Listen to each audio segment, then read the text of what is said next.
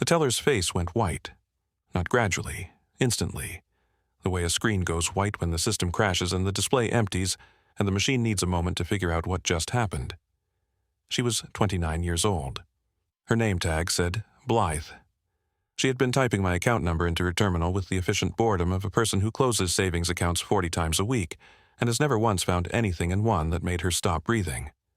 She stopped breathing. "Mr. Crew, I need to get my manager." "Is something wrong? Is the account closed?" "No, sir. The account is very much open. I need to get my manager." She stood up, walked to the back office, came back 90 seconds later with a man named Rhett Bocanegra, 44, branch manager, who sat down at the terminal, looked at the screen, and then looked at me with the expression of a man who has just found a Rembrandt in someone's garage. "Mr. Crew, are you aware that this account has an automatic stock purchase plan attached to it?" "A what?" "An automatic stock purchase plan. It was set up in 1985 by the account signatory, Ezra Crew." "That's my father. He's been dead for 24 years. The plan was active for 40 years, Mr. Crew. It purchased shares of a company every month from September 1985 until March 2025. "What company?" He turned the monitor toward me, and I saw the name of the stock that my father had been buying, quietly, for 3 years before I was old enough to understand, and that my mother had continued buying for 23 years after he died, and that had been sitting in a savings account at Norfolk Federal Credit Union in my name for 40 years, while I mopped floors and chopped onions and built an empire for a man who never gave either of us what he promised. Fontaine Hospitality Group, the company I had just been fired from, the company my father helped build, the company that told me 2 weeks ago that I was too old. I was looking at 300,000 shares of the company that had thrown me away, and the shares were worth $12.8 million, and the man who bought them was my dead father. And the reason he bought them was written in 40 years of $25 monthly transactions that said, louder than any words, "If they won't give me what I earned, I'll buy it myself." But before I tell you what I did with 300,000 shares and a dead man's grudge, I need to tell you about the man who started buying and the man who fired me, and the 20 years between them that I spent standing in the background of photographs while someone else held the scissors. My name is Harland Crew. I was 55 years old on March 17, 2026, when I walked into Norfolk Federal Credit Union to close a childhood savings account, and walked out as one of the largest individual shareholders of the restaurant group that had fired me 2 weeks earlier. My father was Ezra Crew. He was the original head chef at Fontaine's on the Chesapeake, a waterfront seafood restaurant in Virginia Beach that opened in 1982. Ezra didn't just cook at Fontaine's. Ezra was Fontaine's. The menu that people lined up for, the recipes that food critics wrote about, the she crab soup that a Washington Post reviewer called the best reason to drive to Virginia Beach, all of it came from Ezra's hands. I grew up in those hands. Not metaphorically, literally. My earliest memories are of standing on a milk crate next to my father at the kitchen counter of our house in Norfolk, watching him test recipes at 6 a.m. before his shift. He would hand me a spoon. "Taste this, Harland.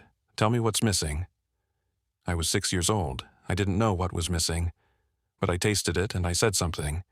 More salt, or it's too thick, or I don't like it. And he would nod, the serious nod of a man who was treating his 6-year-old's opinion as professional feedback, and he would adjust. He taught me that food is a conversation, that a recipe is not a formula. It's a relationship between the cook and the person eating. He taught me to respect ingredients the way a carpenter respects wood, understanding the grain, working with the material, never forcing something to be what it isn't. He taught me that kitchens are the most honest rooms in any building, because the food doesn't lie. You can lie in a boardroom, you can lie in a press conference, you cannot lie in a bowl of soup.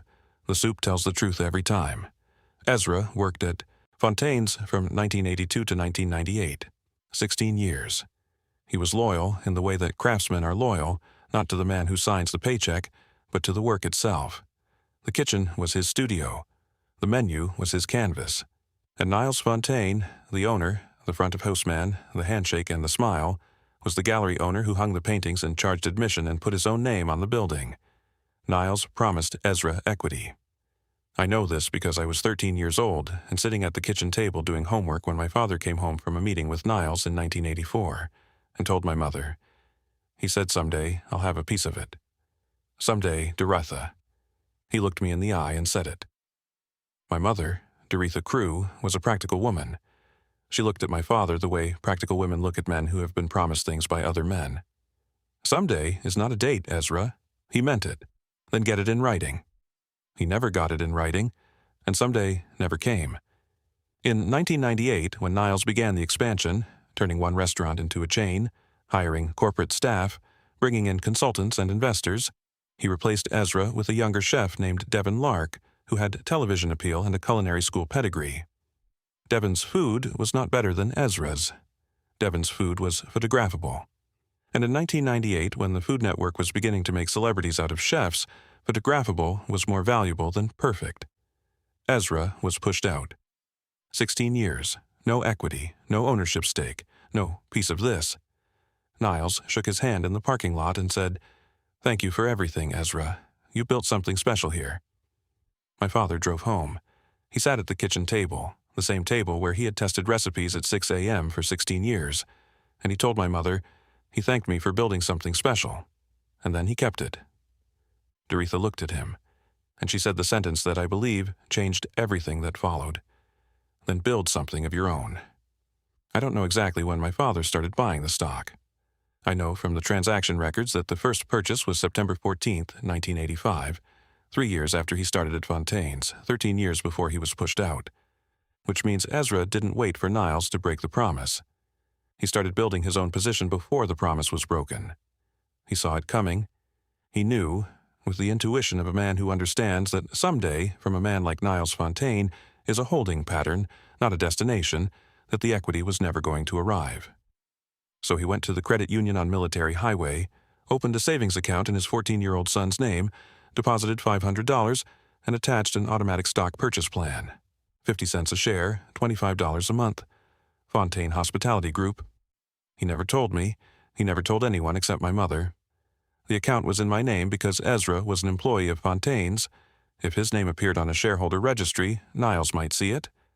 But a 14-year-old's savings account at a credit union in Norfolk? Nobody checks that. Nobody looks at the financial instruments of teenagers. My father was not a sophisticated investor. He was a chef who made $34,000 a year in 1985. But he understood one thing about Fontaine's that Niles Fontaine himself probably didn't understand at the time. The food was extraordinary.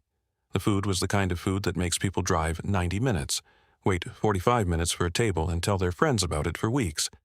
And a restaurant with that kind of food, run by a man with Niles' ambition, was going to grow. Maybe slowly. Maybe into 2 locations, then 5, then 10. But it was going to grow. Because the food was the engine. And Ezra knew the engine was built to last because he had built it himself. $25 a month.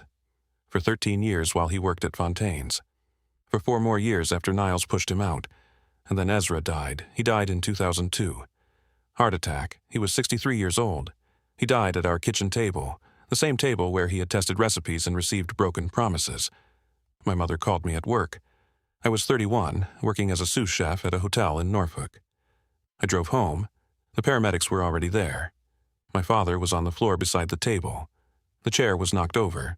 His reading glasses were on the table next to a copy of the Norfolk Virginian Pilot, open to the food section. I buried my father on a Thursday. The funeral was attended by 43 people, most of them restaurant industry, cooks, servers, kitchen managers who had trained under Ezra at Fontaine's in the 1980s and 1990s. Niles Fontaine did not attend. He sent flowers. A generic arrangement from a florist on Atlantic Avenue with a card that said, "With deepest sympathy, the Fontaine family." Not even a handwritten note. A printed card for the man who built his menu. My mother continued the $25 monthly purchases after Ezra died. She maintained a small checking account at the credit union specifically for this purpose. $25 transferred automatically on the 14th of every month, the anniversary of the first deposit. She did this for 23 years. She never told me. She never wavered. She never missed a payment. Doretha died in January 2025 at age 82. I was 54. I was working at Fontaine's. I had been working there for 19 years by then, having joined the company in 2006, 3 years after my father's death, because the restaurant industry was the only industry I knew, and Fontaine's was the biggest operation in the region. I arrived 40 minutes late to my mother's funeral. I was in Raleigh, North Carolina, overseeing the opening of Fontaine's 32nd location. The traffic on I-85 was backed up for 11 miles outside of Durham. I called Niles from the car and told him I needed to leave the opening. "Can't someone else handle the funeral arrangements, Harland? We're 3 hours from service and the walk-in cooler is reading 4 degrees high." "Niles, it's my mother's funeral." "I understand, but this is an opening. You can be at the cemetery by 3 if you leave now." I left. I drove 4 hours. I arrived at the cemetery at 2:47 p.m. The service had started at 2 o'clock. My mother was already in the ground by the time I parked. My cousin Della was standing by the grave, holding a program, and she looked at me with the expression of a woman who wanted to say something about my absence but was too kind to say it at a funeral. "I'm sorry, Della." "She knew you'd be working, Harland. She always knew." Doretha knew. Because Doretha had watched Ezra work 60-hour weeks for Niles Fontaine for 16 years, and then she watched her son do the same thing for 20 years, and the pattern was so familiar that she could predict its outcomes the way a meteorologist predicts weather. Not because she controlled it, but because she had seen it enough times to know what was coming. What was coming was March 3rd, 2026, 2 months after my mother's funeral. The day Niles Fontaine called me into his office with 34 ribbon-cutting photographs on the wall and told me I was too old. I had been at Fontaine's for 20 years. I started in 2006 as a line cook at the original restaurant, the same kitchen where my father had worked, the same station where he had developed the recipes, the same walk-in cooler where he had stored the ingredients that became the foundation of a 34-restaurant empire. I started as a line cook because I wanted to. I could have come in at a higher level.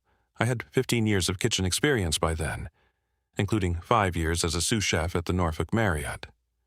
But I wanted to start where my father started, at the line, in the kitchen, with the food.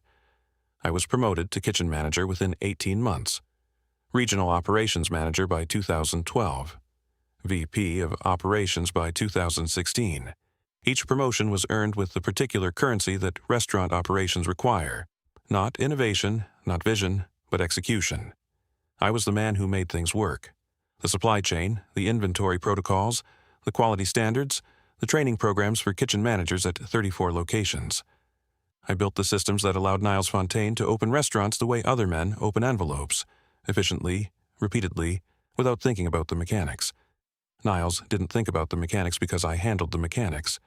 He thought about the brand, the interviews, the magazine profiles, the Food Network appearances where he stood in a kitchen he hadn't cooked in since 2003 and talked about my passion for food, while a camera crew captured him pretending to taste a sauce that Ezra Crew had perfected in 1983. I was in the background of every ribbon-cutting photograph, 34 of them. I counted once during a particularly long budget meeting because the photographs were on the wall and the meeting was boring and I wanted to see if I was in all of them. I was. 34 photographs, 34 openings. In every single one, Niles was in front with the scissors, and I was behind him in kitchen whites holding a clipboard, making sure the building was ready for the man with the scissors. On March 3rd, 2026, Niles sat across from me in his office and said the words, "Harland, I'm going to be direct. We're restructuring. The board wants younger leadership in operations." I built the operations, Niles. I know, and we're grateful. But the industry is evolving. What board? You own 71% of the company. There's no board decision you don't approve. Harland, you're 55 years old. The operations VP at Marriott is 38. The ops chief at Darden is 41. The industry is getting younger. You're firing me because I'm too old. I'm restructuring because the market demands it. That's the same sentence with a suit on, Niles. He offered 8 weeks of severance, $17,200 before taxes, 20 years of building 34 restaurants, and the exit package was less than what the company spent on a single weekend's seafood delivery. I signed the non-compete, a clause prohibiting me from working for any restaurant within a 100-mile radius for 12 months. I signed it because I had no leverage. I didn't know about the shares yet. I cleaned out my desk. 20 years in a cardboard box. Photographs from openings where I stood behind Niles. Menus I had developed that bore his name. A training manual I had written in 2014 that was still the operational Bible for all 34 locations. 127 pages of procedures, standards, and protocols with Fontaine Hospitality Group on the cover and no mention of the man who wrote it. And a coffee mug that said, "Fontaine's, 20 years of service, with my name misspelled on the back. Harlan. 20 years and they couldn't spell my name. I drove home to Norfolk in the Ford Ranger. 1-bedroom apartment on Granby Street. $1,400 a month. I sat on the couch and I looked at the wall and I counted my assets. $2,300 in checking, $17,200 in severance coming, a truck with 194,000 miles, a non-compete that meant I couldn't cook within 100 miles, and a cardboard box with a misspelled coffee mug. For 2 weeks, I applied for jobs outside the restaurant industry, logistics, supply chain, operations management. The skills are transferable. Running 34 restaurant kitchens is not conceptually different from running a distribution warehouse, but every application asked for the same thing: your most recent employer and reason for departure. And the answers, Fontaine Hospitality Group and restructured, carried the silent subtext that HR managers could read the way chefs read a recipe. He was fired, and at 55, he's probably not going to be hired again. By March 17th, I was desperate enough to look for money in places I hadn't looked in 40 years, which is how I ended up at Norfolk Federal Credit Union, asking to close a savings account that I had been told about once, at age 14, and had never thought about again. My father had mentioned it. Once, in 1985. I opened an account for you at the credit union. There's $500 in it. Don't touch it until you need it. I was 14. I didn't ask questions. I didn't think about it again for 40 years. And now, at 55, broke, fired, and sitting across from a branch manager whose eyebrows were approaching his hairline, I was learning that the $500 my father deposited when I was a teenager had been doing something for 40 years that nobody told me about. Mr. Crew, your account currently holds 300,000 shares of Fontaine Hospitality Group. Rhett explained the mechanics. The initial $500 bought 1,000 shares at 50 cents each. The automatic purchase plan added 50 shares per month for 40 years, 24,000 additional shares. 3 stock splits, 2-to-1 in 1999, 2-to-1 in 2008, 3-to-1 in 2018, multiplied the total by 12. 25,000 pre-split shares times 12 equals 300,000 shares. Current stock price, $42.75. 300,000 times $42.75 equals $12,825,000. He printed the transaction history 40 pages, one for each year. Each page showing $12.25 purchases, steady as a heartbeat, from September 1985 to March 2025. I held those pages the way you hold a letter from someone who is dead, carefully, with both hands, because the paper is the last physical connection to a person who can no longer speak, and the transactions written on it are the closest thing to a conversation you will ever have with them again. Each line was a $25 purchase. Each purchase was a statement, and the statement, repeated 480 times over 40 years, was, "You owe me, Niles Fontaine. And since you won't pay, I'll take it myself." I drove home from the credit union with the printed statement on the passenger seat of the Ford Ranger. $12.8 million, documented on 40 pages, riding shotgun in a truck with 194,000 miles. I parked in front of my apartment on Granby Street. I sat in the truck for 45 minutes. I did not call anyone. I did not celebrate. I sat with the information the way my father would have sat with it. Quietly, patiently, letting the weight of it settle before deciding what to do with it. What I did was call a securities attorney the next morning. Corinna Pratt, 52 years old, partner at a Richmond firm specializing in corporate and securities law. I told her the situation. She asked me to drive to Richmond with the documents. I drove the next day. She reviewed the account, verified the shares, confirmed the splits, and looked at me across her desk with the particular focus of an attorney who has just identified a case that will define her quarter. With 300,000 shares, you hold approximately 4.2% of Fontaine Hospitality Group. That makes you the largest individual shareholder outside of Niles Fontaine himself. What can I do with 4.2%? Everything that matters. Vote, attend shareholder meetings, propose resolutions, request board representation, access financial documents, and if corporate governance has been violated, which based on what you're telling me about your termination it may have been, you have standing to challenge it. What about the firing? Separate lawsuit. You're too old is textbook ADEA. We're filing that immediately. But the shares give you something the ADEA claim doesn't, leverage inside the company. An age discrimination lawsuit threatens them from outside. A 4.2% shareholder threatens them from inside. Together, they create a pressure that Niles Fontaine has never experienced, because Niles Fontaine has never had to deal with a shareholder who also knows where the bodies are buried. I know where everything is buried. I built the graves. Then let's start digging. We spent 2 months preparing. Corinna and I reviewed Fontaine Hospitality's public filings, board structure, compensation disclosures, and governance policies. I provided insider knowledge, not confidential information. Corinna was careful about the line, but the operational context that allowed her to read the filings the way a chef reads a menu, understanding not just what's listed but what's missing. What was missing was accountability. Niles had run the company as a personal fiefdom for 44 years. The board consisted of 3 members: Niles, his wife Genevieve, and his attorney. Minority shareholders had no representation. Executive compensation disclosures were minimal, and the company's governance policies hadn't been updated since 2009. We identified 3 proposals for the annual shareholder meeting, each one designed to address a different failure, each one designed to force Niles Fontaine to answer in public for decisions he had been making in private for 4 decades. The annual shareholder meeting was May 15, 2026, Virginia Beach Convention Center. I drove the Ford Ranger, parked it between a Mercedes and a BMW in the shareholder parking section, proof of ownership required, and my proof was 300,000 shares and a printed statement from Norfolk Federal Credit Union. I walked in wearing a suit. Navy blue, off the rack, fitted the previous week by a tailor on Colley Avenue named Mr. Naranjo, who had been altering suits in Norfolk for 31 years, and who asked me what the occasion was. Shareholder meeting. What company? The one that fired me. He looked at me. The look of a man who has fitted suits for weddings and funerals and job interviews and has never once fitted a suit for revenge. He adjusted the shoulders, took in the waist, and when I asked what I owed, he said, "Nothing? A man going to war needs his armor to fit. This one's on me."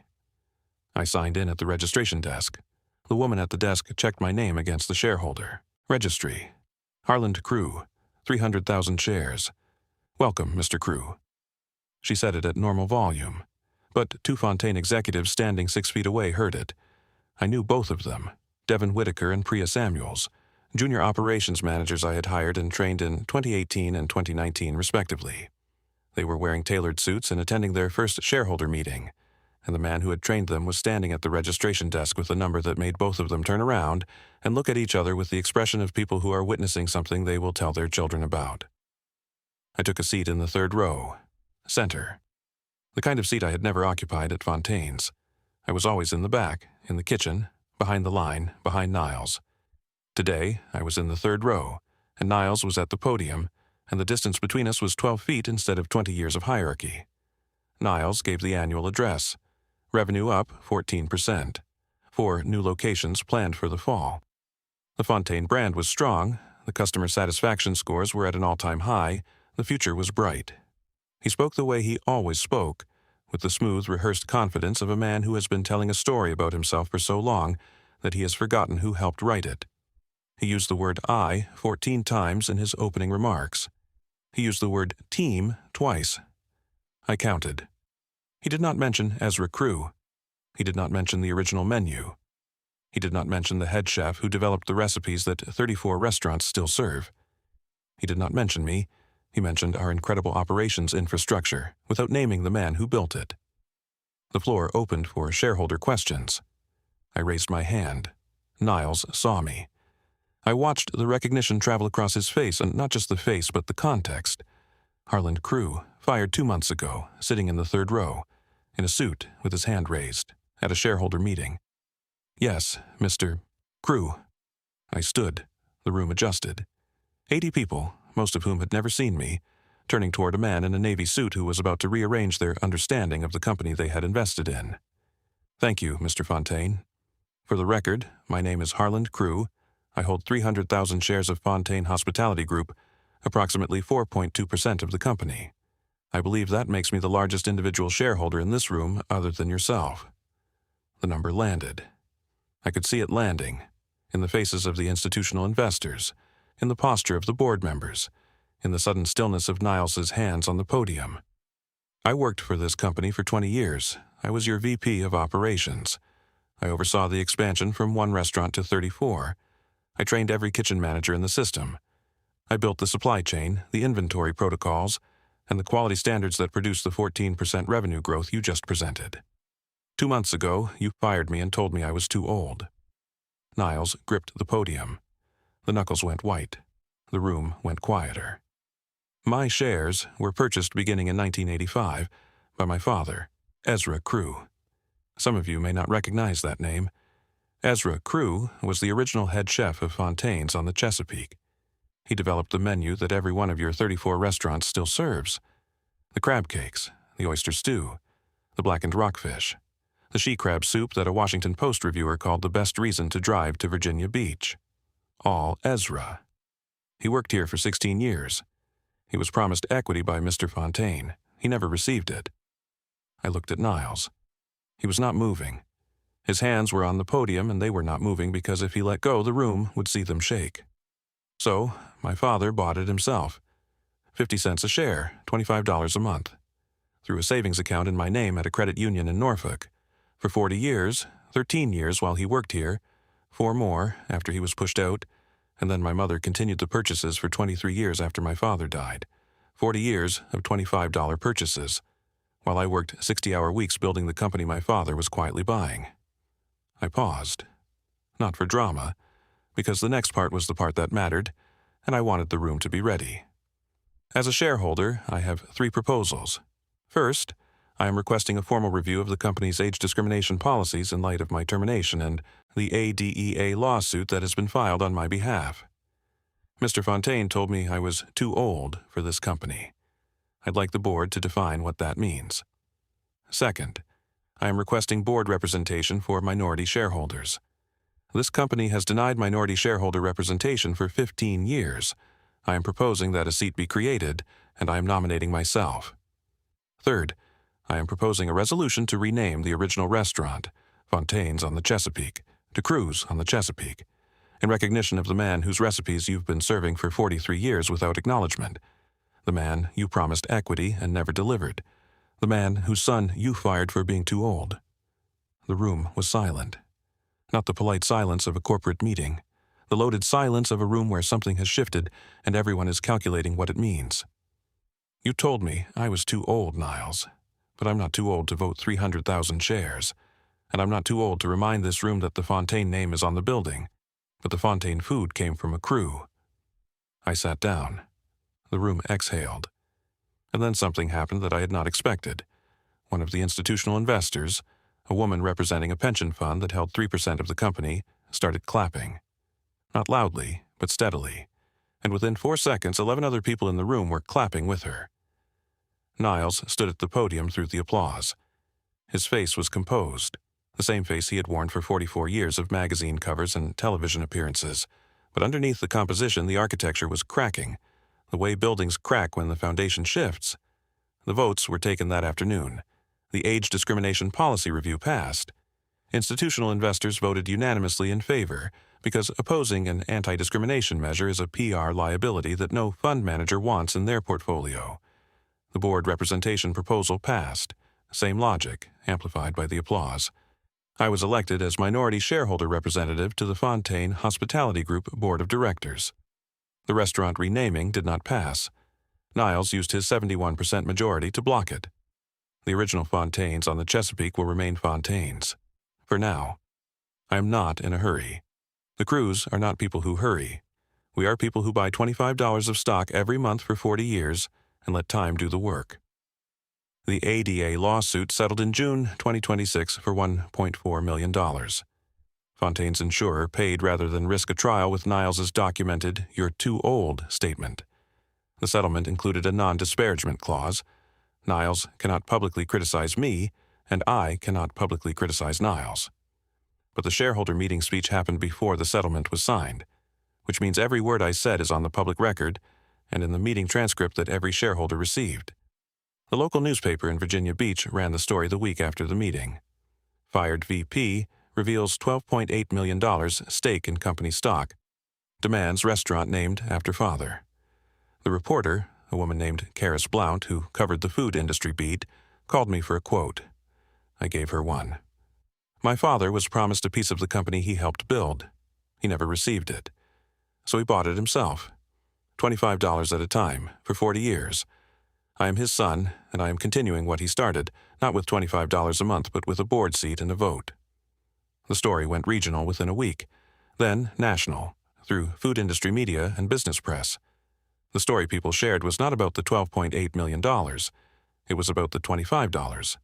$25 a month. The chef who was promised equity and bought it himself, one share at a time. It is July 2026 now. 4 months since the credit union. 3 months since the shareholder meeting. I sit on the board of Fontaine Hospitality Group. I attend quarterly meetings in the same building where I was fired. The first board meeting was in June. I walked into the conference room, the same conference room where Niles had fired me 3 months earlier, and I sat down at the table. The same table, different chair. The chair at the end where Niles had sat me in March when he told me I was too old. Now I sat there as a board member. Same chair, different gravity. Niles was across the table.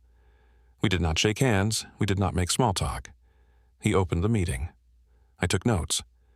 The meeting covered Q2, projections, new location construction timelines, and a proposed menu update for the fall season.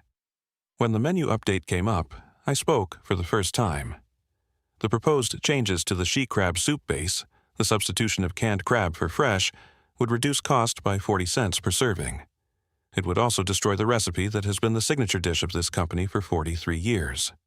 My father developed that recipe with fresh Chesapeake blue crab, hand-picked shell fragments removed by hand. The recipe is not a cost center. It is the reason people drive to Virginia Beach. I recommend rejecting the substitution. The room was quiet. The CFO looked at Niles. Niles looked at me. And for the first time in our 44-year overlapping history, his 44 years as founder, my 20 as employee, my father's 16 as chef, Niles Fontaine did not have the final word on the food. The substitution is tabled, Niles said. We'll revisit in Q4. It will not be revisited in Q4, or Q1, or ever.